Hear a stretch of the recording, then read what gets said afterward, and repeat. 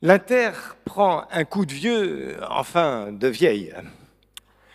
25 ans. Bon, vous nous devez le respect, hein, parce que nous, on en compte deux de plus. Et on ne vous dit pas, le MAC Jeune LGBT, l'an prochain, c'est 40 ans. 40 ans. Because donc avait 2 ans lors de la naissance de l'Inter et s'est penchée sur son berceau. Elle faisait déjà partie de la famille d'accueil.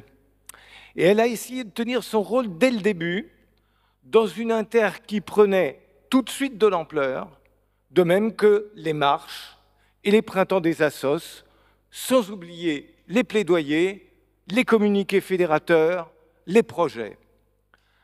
À côté, Because a toujours fait un peu small is beautiful, même si nous aimerions être un petit peu moins small, tout en restant beautiful.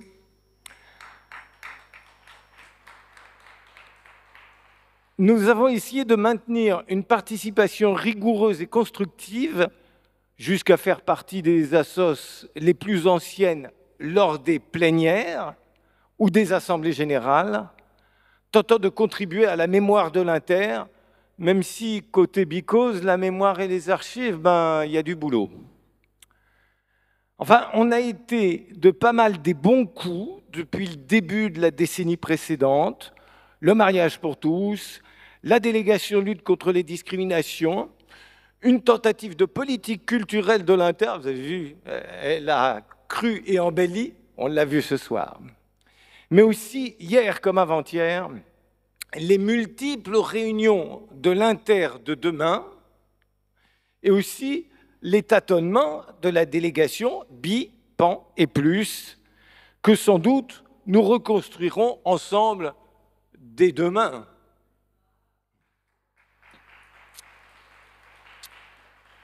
Mais Because est également reconnaissante de l'aide apportée par l'Inter.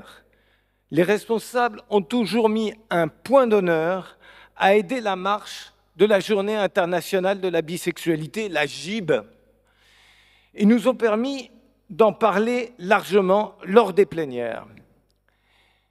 Les responsables ont toujours été là à défiler à nos côtés, d'ailleurs pas seuls. Jean-Luc a toujours été là, Geneviève a été là. On a même des photos avec Jean-Luc qui tenait la banderole de tête. Hein. Bon. Les responsables ont aidé financièrement la marche.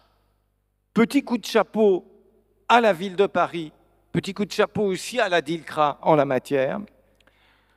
Et les responsables de l'Inter ont prêté la sono, voire le parapluie quand exceptionnellement, bien sûr, il pleuvait le 23 septembre. Moins connu, mais aussi symbolique, en 2020, nous avons enregistré une série de témoignages pour la journée de visibilité PAN, le 24 mai. PAN, pansexualité, panromantisme. Et l'année suivante, grand projet, un court-métrage. Dans les deux cas, c'est l'inter-LGBT qui a été à l'origine de l'idée et a pleinement contribué à leur réalisation. On retrouvera toutes ces vidéos sur notre site et sur notre YouTube.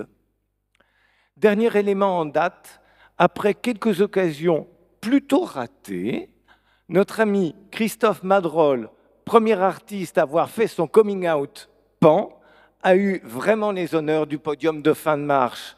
Et voilà qu'il a intégré le CA de l'Inter en même temps que Sam, d'ailleurs, et les deux sont là.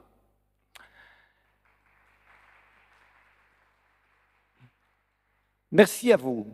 Merci à toutes celles et tous ceux qui se mobilisent en soutien aux actions de Because. Petit message, on aimerait bien que les assos de l'Inter soient plus impliqués à nos côtés. Oui, la 3e semaine de septembre, ce n'est pas l'idéal pour vous, alors pour nous, imaginez. D'ailleurs, petite nouveauté du CRU 2024, 2 événements ont été organisés en synergie avec les collectifs Bi-Pan Paris et les bisextiles, car c'est plutôt ce type de réseau, de collectif, qui se développe parce que nous restons désespérément entre 110 et 130 adhérentes. Cela change nos modes de raisonnement, de fonctionnement, cela apporte de l'air frais. Essayez pour voir. En tout cas, pour les éditions 2025, c'est-à-dire 24 mai, la journée de visibilité PAN, et 23 septembre, la GIB, il faudra compter avec ces nouveaux partenaires.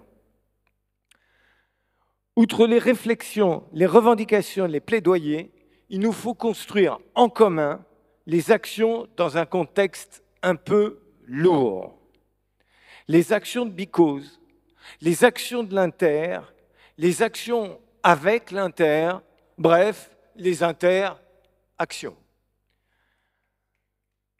Longue vie à l'Inter, bien que, comme nous toutes et nous tous, tiens, nous toutes, il y a une manifestation samedi. L'objectif commun est qu'un jour, nous devenions inutiles et que nos assos cessent de vivre, car le monde sera enfin débarrassé des LGBTQIA-phobies, ou encore que leur raison d'être se résumera à être des multiples cercles de convivialité. Alors, d'ici là, cheminons ensemble et n'oubliez pas, le 1er décembre, la journée mondiale contre le sida.